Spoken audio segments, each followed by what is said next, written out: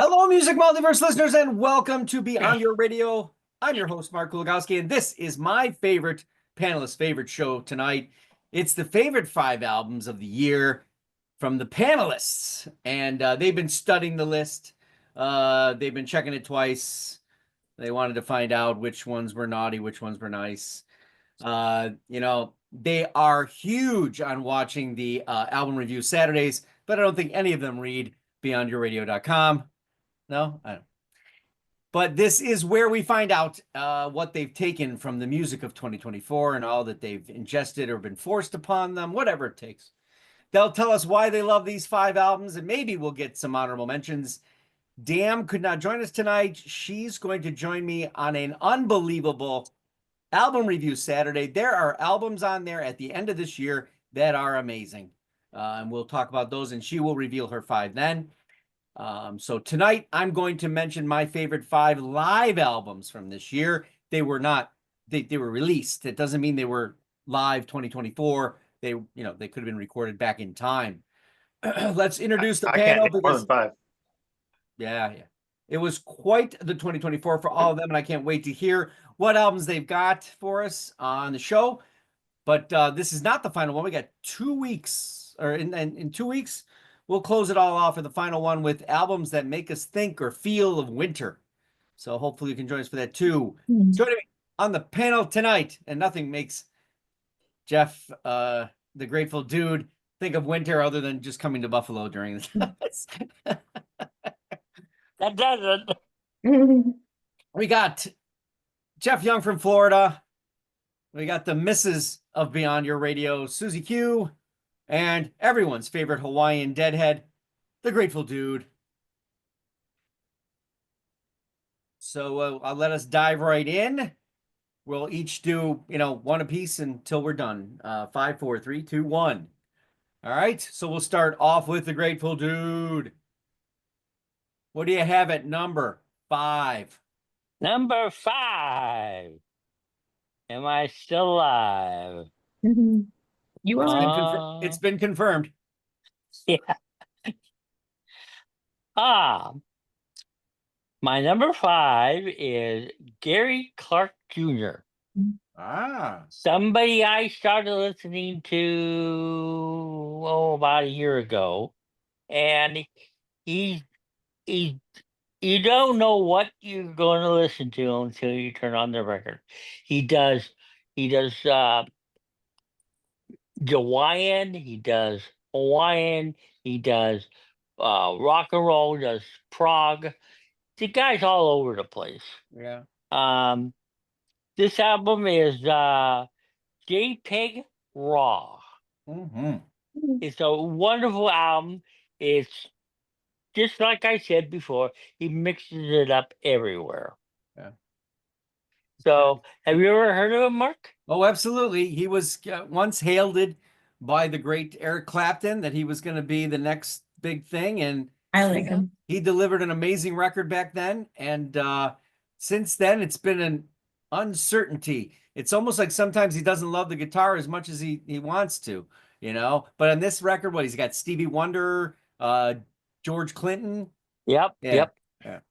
It was a much better return on investment for me. That was a good record. You have listened to the album then, Mark? Oh yeah, we actually did it on Album Review Saturday too. Oh, okay. I thought it came somewhere. Yeah. But it was in my notes. But this guy is quite good. Quite good. Yeah. Cool. Excellent pick. Let's go to Jeff Young. I went with an album that I didn't listen to until this week. What? And if I had listened to it 5 weeks ago, maybe it wouldn't be on the list, but it is. So there it is. I picked the solo album by Kerry King. It's called From Hell I Rise. Kerry King is the legendary guitarist from Slayer. Oh. Slayer disbanded in 2019. While I appreciate Slayer, they're not even in my top 10 bands that I like, but they are pretty awesome, and I'm glad I've seen them before. But Kerry King has so many recognizable riffs and guitar sounds and tones recognized by almost anybody who likes any type of metal or any type of rock. they just been around. He's just been around that long. So this Kerry King now has the singer from Death Angel, Mark Hasagata, who I didn't really know until this. And then he's got people he put together from like Exodus and Testament and places like that. But it is still very similar to Slayer. If you're a Slayer dire fan, you're probably a combination of really happy and kind of wanting more Slayer. But you're not gonna get Slayer. They're done. Sorry, No. bad. One more Slayer. But this is excellent guitar work, super good guitar work. The vocals, in my opinion, are a little easier to understand than your typical Slayer song, but it's still in the same vein. Very aggressive, very metal. Even their album cover is very metal with like this demon devil, black and red god on it. So yeah, but it's pretty good. It's really good. It's worth a listen. I'm picking it as the best just because I like it when, you know, when bands end, but maybe one of the two of the premier people in the band are just like not done yet and they're not like settling. So I mean, he's definitely sticking with what he knows, but it's what everyone loved in that genre, so that's what he's doing. Yeah. So that's what I picked. Great. Good choice. And it's got like 13 tracks on it, so that's pretty good too. Yeah, usually you And don't it's got get some them. instrumentals, which, you know, you can't go wrong with a Slayer instrumental. Those are the ones I like the most, honestly, you know. Sue. But, you know, yeah, I just have to listen to it some more. It's good. Awesome. Sue. My number 5. So I just edged out 2 others that will be like, I guess, honorable mentions or, you know, but I went with Willie Nelson's The Border. Kind of went back and forth with it, but I picked it, and I know it's an oddball probably for me, considering a lot of the ones that I choose, but I felt based on his overall catalog, and everything, like it's well deserved. The guitar, his voice, I think, sometimes you listen to an album and we listen to them on here and, you know, we critique them and then you go back and you're either like, nope, not gonna listen to that again. This is one that I think grows on you as you go. Absolutely. It's extremely soothing. The lyrics are good, the storytelling is good, it's clever, he's sharp. So I just think it's a good, solid album and definitely deserves to be a top 5. Yep. Concur. All right. Live. I go to Carnegie Hall, 1971 for Alice Coltrane. This is 1 hour and 19 minutes of free jazz, like you mind-blowing, just, you know, you're going to get walloped. That's just the way it comes. Definitely a tremendous lineup. Some say it was the greatest lineup ever assembled to play Carnegie Hall. Just to give you some, so she's on piano and harp, and she's joined by Pharoah Sanders, Archie Shepp. She's got Jimmy Garrison, Cecil McBee, and drummer Ed Blackwell and Clifton Jarvis. So this is a all-star lineup. If you have a perfect ear, avoid this. Just don't go there. You won't survive. It's not that way. But all right, back to the Grateful Dude. Yep. Well, I pulled one out of the archives. I've been listening to this man since 1961 or 62 and he's still playing today. His name is Dion. Okay. And the album is Girlfriend. Okay. It's a wonderful album. Yeah. It's as good as any of the albums he's put out before, like Run Around Sue was 61 and stuff like that. The guy was great. And the guy's fabulous. The guy can sing. He can hold a note like anybody. Yeah, I'll have to check that out. Yeah. But he's absolutely fabulous. And this is and this album is no splotch. He's got to So- be in the Hall of Fame, doesn't he? You know, would I think. don't know. He's You in the would think it would be, right? He's in the Grammy Hall of Fame. I know that. Pretty sure. Well, no, Jeff. Oh, Jeff. Yeah. I'm gonna go with Supercharged from The Offspring. Good album. So, usually when you get a band that is excited to get back to the studio because they've been stuck in their home after COVID, that usually produces pretty good results. It's an album that has a taste of their old stuff and a taste of a newer version of Offspring. So I think it's good for everybody. Like usual, it's a solid album. But obviously, if you like the Offspring, you're gonna like this. But they always have their own style, like their own tone, their own lyrics. Like there's no mistaking an Offspring song. It's good straight ahead rock and roll, and I wouldn't call it as punk anymore, but it's just their own brand, and they do it well. And, if you haven't listened to it, you should listen to it because it's pretty good. Yeah, it still has the punk element, but it's just not today's punk. It's not, but it still has that punk element. Yeah, they're fun to listen to. You're definitely going to be moving. Yeah, those. Never seen them live, have you? I almost went this year and I didn't, but kind of regretted that I didn't. Okay. All right, Sue. Number 4, I went with the Decemberists as it ever was, so it will be again. I feel like this album feels familiar, but still fresh, new. I found it to be kind of quirky. There was a song in there called "Oh No," I believe. It almost sounded like what are they? Oh my gosh, I'm gonna squirrel nut zipperish, like Yes, very much so. similar tones. They had some really good intros. I had forgotten like their style, but like, leading up into the song, like the Reapers. It's almost, they're very good at, instead of like the word hooks, they bring you in with their sounds, which is really cool. So yeah, I feel that it's pretty deserving. If you don't know who the Decemberists are, you should listen because they're extremely talented. Yeah, that album is on my list, and I guess if we were to do a show, it would probably be number 2. Maybe next to Crane Wife. It's really good. I was shocked by how good it was. Because the last record, a couple have been kind of safe, but that was kind of a return to form. Yeah. Yep. So my next live album is a live album with inside a box set, the deluxe version of Up to Here. It's the Tragically Hip, and it's the live recording at the Misty Moon.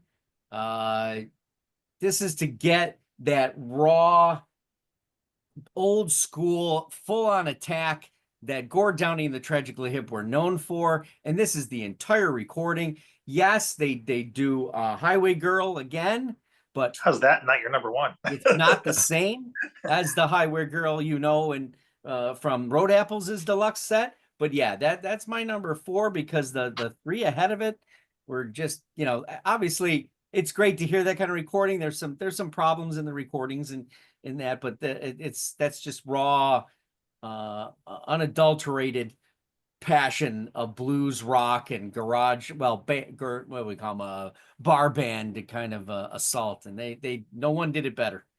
So Tragically Hip, Up to Here deluxe, and I'll move it back to the Grateful One. Yeah. Well, my next one is an odd one for me, as you will see in a minute. We did it on a show about I guess for 4 or 5 months ago. Okay. The album I'm talking about is The Tortured Poets Department by Taylor Swift. Okay. I like the album then. I still like the album now, and I still listen to it. It was a great album, and she is not usually in my wheelhouse by any means, but this type of music was really, really good. my favorite song of the time, but Daddy, I Love Him. It's a great tearjerker. But yeah, Wow. Cool. that's mine. I'm a little shocked. He's a Swiftie. Yeah, Yeah, he's but turning Swiftie, Swifty. Mr. Young. I'm going with Project Regeneration Volume 2 from Static X. So what's funny is Volume 1 came out in 2020, and this album is actually 10 years after the original singer and founder Wayne Static passed away. But I love it that they can find a way to keep going and still, in all their shows and other music, pay tribute to the original founder, where they use, they said Project 1 was easier to record than Project 2 because they had a lot more of Wayne Static's old material that they could use to put together, so that he could still be a creative part of the albums. So they use a lot of it in the Volume 1, a lot of Volume 2, they had less of it. And what they had wasn't as cohesive, so they had to work harder around it to make it fit. But I just love that they do that. And when you see them live, they always pay tribute to the singer. They don't pretend that they're him or pretend that they are better than him or equal. They always have the right touch of doing things, and it still sounds great. This album, I think, kind of reminds you of why you started liking them in the first place. It's just it's very true to the whole nature of the band that they've always been, and it's still be able to create new music that's in cohesion with the older stuff too. Yeah, I was kind of surprised after number 1 because I knew they used a lot. They had original stuff and they mixed in, and now this was a lot. And they still had his name on a lot of the songs and how it was done. And I think I like 2 better than 1. I don't. I think it was just me, but yes, it's here's a guy carrying on still with his band, and he's gone. it's Yeah. it's a little crazy, Although with the live show, did you feel that? The live show, they had his picture up. They were always talking about him. They had, like, I mean, it wasn't like the Wayne Static Appreciation Day or anything like that, but they definitely went out of the way.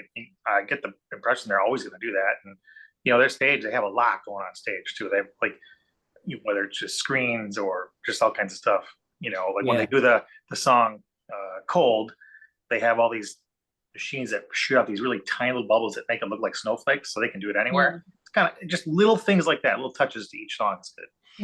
That'd be kind of cool in the background here if I could get that. Maybe get that machine for Christmas.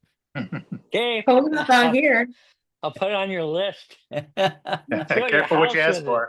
Yeah, careful what you ask for. Suddenly you have a snow machine and you live in Snowtown. Sue, number 3.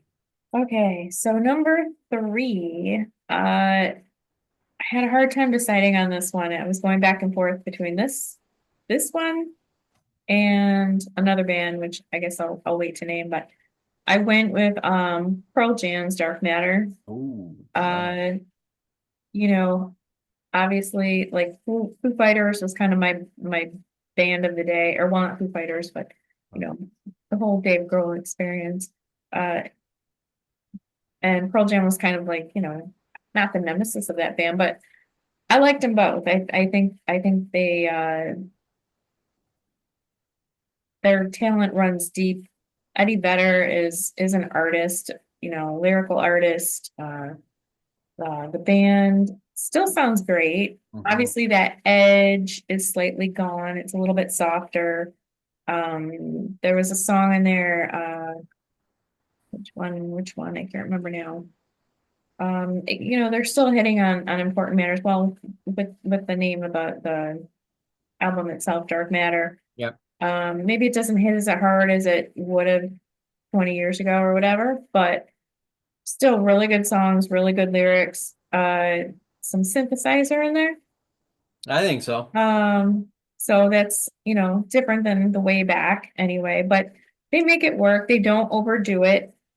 I just find it interesting that they have been able to evolve because they could have died out. They put everything out there early on, And they could have just said, okay, this is everything we got and they're done, but they continued on and continued to change and shape. And so it's a good listen. I like it. I didn't listen to it like I should have, so it might have been on mine. But you're talking about Foo Fighters, they just it sounds like they're saying they announced they're not going to tour. Like Yes, stay yeah. outside his marriage. I don't know what his marriage is like, but they were supposed to do performances there. They had scheduled shows with Korn, Linkin Park, Muse, Scorpions, like Yeah, Yeah. they always, pretty yeah. good shows scheduled. Yeah. They- Well, I they should have can't- said Nirvana. I shouldn't even like be focusing on Yeah, Roll Man, but yeah, he's got a lot going on. So maybe an album will come out of it eventually. They've survived everything else. I don't know why Pearl Jam doesn't just do the Super Bowl. They got so many freaking songs. That was like, I think we had that on our list of things, the bands that should be doing it, right? Yeah. My number 3, Bucking Up by Neil Young. Is live. It was recorded in November 4th of 2023 at the Rivoli in Toronto, Canada. And it's just what you would think from the band, but just a little bit more. And they do Valley of Hearts, which is a deeper cut. And they turned that sucker into 11 and 26, 11 minutes and 26 seconds with feedback and distortion. And, it's everything you want from the horse. And that's my number 3. Mr. Dude. Well, Number I'm 2. going to continue in your things. This is an album that was originally done in '77 Okay. and re-released with all magical improvements to it. It's Neil Young's Archive Volume 3. Oh, Yeah. It was fabulous. Yeah. Absolutely fabulous. It's I forgot about the album, heard about the album, and listened to it 10, 12 times now. And it's really, really good. All the songs except 2 are live, and "Sail Away" is my favorite of that song. I can put that on a loop and listen to it all day. It is such a good song. yeah. I really commend them for that album. The box set is literally exhausting. I want to say, is it 13 CDs? oh wow. Something like that. I can't remember, but I went through the whole thing, and because this is the strange era, because this is that part where it's just almost getting to that electronica thing that happened, right? That 9 Inch Nailsy kind of thing he went into, and Trans Am and that, and I wanted to see where those live performances went, and they still were. It's quite he does those box sets. Whoever does them with him, I'm sure he is 99% hands in, but they're always amazing. They are ridiculously expensive, but if you are a collector, it's pure gold, pure gold. Jeff Young. I went with the 8th album from Linkin Park, From Zero. 7 years apart from their last album, obviously because of the death of Chester Bennington. But I just think it's such a good album for what people probably would have expected to be terrible. You know what I mean? They get a new singer, a female singer, just probably nobody expected that, right? And Right.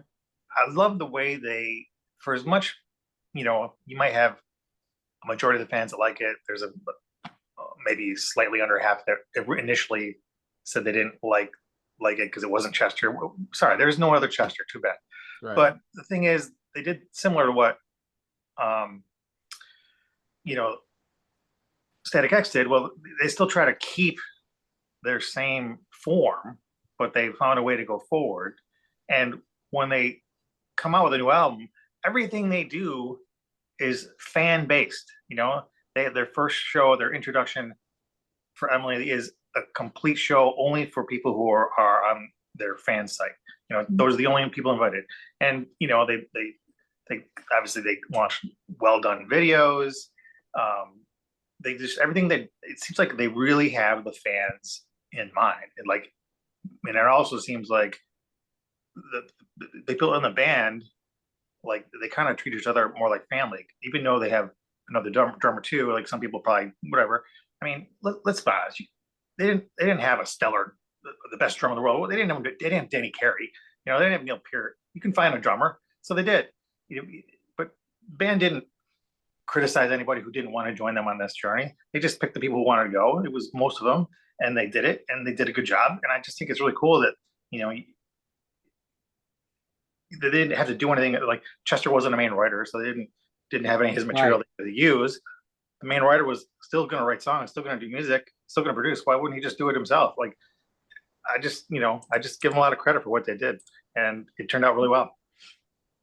Still haven't heard it, but I keep meaning to. Yeah, we talked about this album Yeah. on Album Review Saturday and on a show, because I think you mentioned it before. So yeah, it's I think she pulled him off to some degree to make it seem like it fits, and I think I love that she was doing her own thing too. I just think the songwriter, he was so worried about how she was going to be and writing and all that some of his stuff was lost, I thought. I mean, I don't really know how much of the writing is done by her. Obviously, she can write music and songs too. I don't know. It wasn't. I can guarantee it probably wasn't, because she was added to that band in months. It wasn't years. You know what I mean? Yeah. So he I can't think of the guy's name. You know it. But who does Mike Shinoda? the rapish kind of stuff. Yeah. No, that sounds fair. I mean, yeah. I mean, I don't know. Yeah, good album though. It had all if anybody's a fan of Linkin Park, they shouldn't have been upset. They really shouldn't have. It's very good. Sue.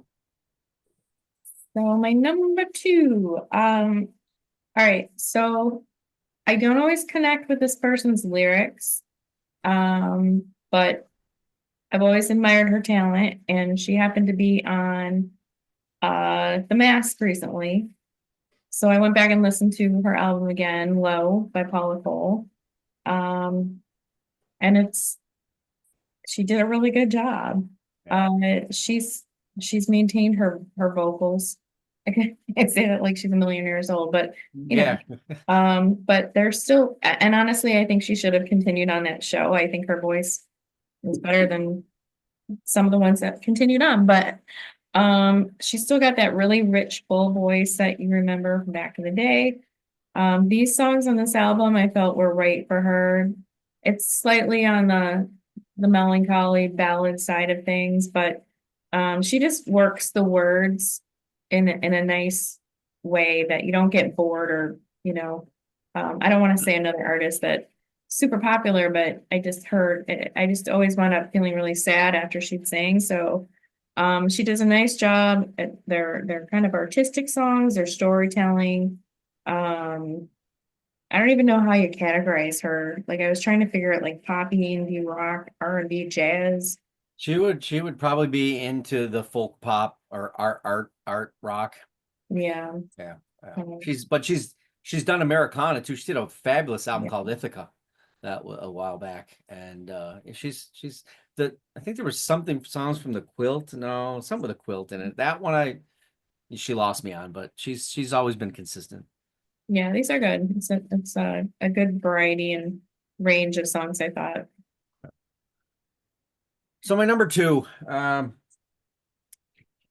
it's hard to mention this artist because of accusation. Well, probably not even accusations. It's true as hell. This is Ryan Adams, not Bryan Adams. Ryan Adams. Prisoners. This is live, just over the past few years. I just love the tone of the performance. It's typical of his older material where he would just let the night take him where it goes. I mean, he can sing anything. He's even covered Taylor Swift's entire 1981 record. So he has the vocal chops. He can play it low key. He can play it by himself with a guitar. He can bring a band in. He can do it alt country. It doesn't matter. So there's standards and there's surprises here. And from that era and that idea of Prisoners, if you're a Ryan Adams fan, this is a very good live album. Kind of return to that. Obviously, don't condone his his malfeasance, but maybe he's making amends for it. Who knows? Back to Mr. Dude for his final numero uno. What's number one this year for you? Well, this album that I'm about to mention has been out about 2 months, almost 2 months, and I love the album, and I will get into that in a minute. But what I really love about this is the album cover. Mm. The album cover is so cool on this. You have to see it. But I am talking about Willa Nelson, Last Leaf on the Tree. Okay, the covers record. Huh? The covers, it's all covers. Yeah. Yeah, a couple more. If you listen to the whole album, you'll find out that some of the covers aren't really covers the way he does them. Okay. But I love the album. I think it should be. And I'm going to get a lot of sneering on it, but it should be album. It of is a the cool year. album cover. Yeah. Yeah, it is. It is a cool album, and it's a great, great album. I have yet to listen to it. I when it's a cover album, I get a little anxious. I think one of those songs was used on Yellowstone. I'm not sure. I mean, he's covering modern artists. Oh yeah. You know, it's like his Johnny Cash record, because I mean he's not doing Nine Inch Nails, but it's Snow Patrol maybe on there. I don't remember, but there's modern artists. No, it's got Last Leaf. If I Wasn't Broken, Lost Cause, Come Ye, Give Me in Your Heart, Robbed the Blind, and House Where Nobody Lives, and quite a few others. Yeah. The thing about this being a cover album, all the covers were not really known. Well, some of them are known to me, because Yeah, but they would be. well, They're not in his wheelhouse for sure. They are not. oh, absolutely. And Right. he does a fabulous job on it. Yeah, And got Mark, you should. back Flaming Lips. It does Neil Young too, I think, right? I don't see it in here. Are you ready? So with I was Texas? looking at these, and he's got "Do You Realize," which is written by Wayne Coyne of Flaming Lips. Yeah, Right. And also Stephen. Oh, that's basically from Flaming Yoshimi Lips. Battles the Pink Robot. Yeah, he's got one from Tom Waits, Yeah, Keith Richards, Neil Young. It is cool cover. yeah, it is. It is a cool cover, and if Yes. you listen to the songs and be objective as I was, as I said, this is album of the year kind of material to me. Cool. I'm listening to it tomorrow. We'll throw it on. It's been a wild year, let me tell you. The endings have been fabulous. The November, December. It's been crazy. Oh yeah, and then here we have a couple more coming out in December. Yeah, I was blown away.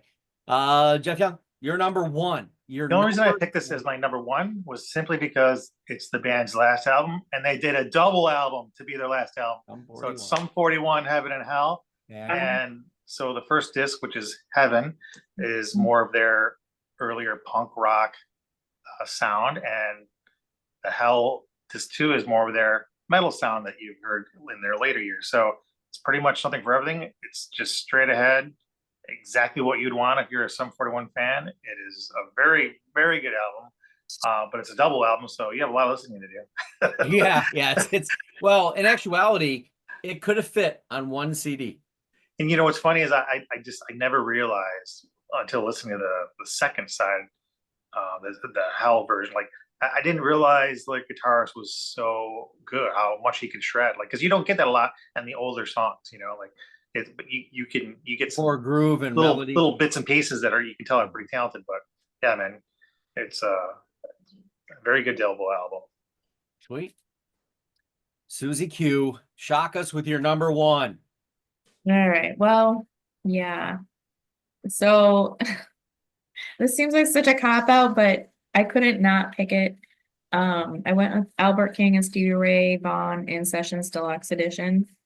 I didn't know it existed. I was looking through your lists, Mark, and and saw it on there and listened a few times. And I know, like, I don't like to, like, I don't know, dredge up something that's old and all that and make it new again, but it was a treat. It was like finding like money in your pocket or something to get to hear him. And kind of the bantering that the two do back and forth. And Yeah. yes, I mean, I don't think he didn't sing on any of the songs. So much. It was just guitar, well, not just guitar. Right. He is guitar. So, it was really well done. It was a fun listen, and it was just, yeah. How can you not pick it? It's just a really good album. Good pick. That was a nice surprise. He's always one of my favorite. Well, he and, Albert King, I know they played together a lot, but still learning about him too, so. Yeah. Story on that too, because there's something about the recording session that wasn't gonna happen, or something. I can't remember the story now. Sorry, but yeah. Yeah. But it's great because this is the whole thing. There's no outtakes, no, start to finish. Even the banter's in there too. Oh yeah, yeah. All right, well, on the live side, my favorite live album of the year, when you can take alternative rock and put it at center stage with an orchestra and then reimagine it completely, all right? And you can take an iconic album and just do the album only. I found that to be amazing. And when I saw this, I went, I thought it was just a clever title, but it's not. It is actually the entire album. This is the Symphony of Lungs. This is Florence and the Machine with the London Symphony Orchestra. And this is composed by Jules Buckley. And Jules Buckley wanted to remake this completely. And when you got Florence at the helm vocally, and she was smitten with the whole idea and loved his renditions. It's a gorgeous record from start to finish for a live recording. I mean, this outdoes sort of their it's not their unplugged session or whatever, but the live album they had before, which has all the hits too on it and everything. But this is just wonderful texture, and magical from start to finish. So that is my number one live album of the year. Now, obviously, you can catch all the goings on here on the channel every day as we're counting down the albums of the year, top 24 of 24. Right now, at this point, I think we're 20 in. So you can keep up every day up until New Year's when we do number one. I have an honorable mention too. Oh, that's right. We had honorable mentions. That's right. Sorry. Well, I only have one. Okay. But it was so close to being up there. It was released only about 3 weeks ago. Eric Clapton's Meanwhile. And he does duets with everybody. Everybody. I mean, Jeff Beck and Bradley Walker, Van Morrison, Jude Hill. He does a really good job. Yep. That was released October, maybe something like that. Young, do you have honorable mentions? Sorry. I do not. Oh, well, shame on you. Sue, you must have, because you were talking about things that you had to put aside. yeah, I thought The Cure's Songs of a Lost World was really good. That was the one I was kind of like going back and forth between that and Pearl Jam. That's rated very high in every list that you find. I was not like a huge The Cure fan years ago, but oh my gosh, who like his voice is still incredible, really. Yeah, it's true. And it didn't feel old at all. It felt just really good album. And then the other one, I haven't listened to the whole thing. I just heard it the other day, was the Shotgun Sawyer. Oh, So that'll be something I'm listening to, but I couldn't pick it because I'm not that familiar, but it's hard. It just came out. And Yeah. It's a ripper. yeah. Oh, so good. So raw. So good. So good. High recommendation. And Yeah. there's a ton of people talking about it on Twitter and other places. It probably will not be on anyone's top albums of the year listings from Rolling Stone. Actually, all those are already out. I can't, it's almost like they just stop and nothing in December can get in unless it's Kendrick Lamar. So, anyway, what were your favorite 5 albums? Hell, you can go more than that if you don't want. What did our panelists miss? I'm sure, well, it's only a few of us, so there's going to be plenty that was missed. And when we get to my, the Beyond Your Radio reveals, will one of these tonight be in that list? It's quite possible. We're on the web at beyondyourradio.com, Facebook, Twitter, Instagram, YouTube, of course, articles, videos, podcasts in a few weeks. All about bands, artists, albums, anything we can get our hands on.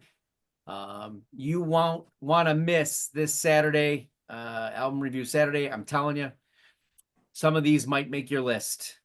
Go Beyond Your Radio with us, a real music appreciation channel. Thanks for watching. And from me and our panelists, happy listening.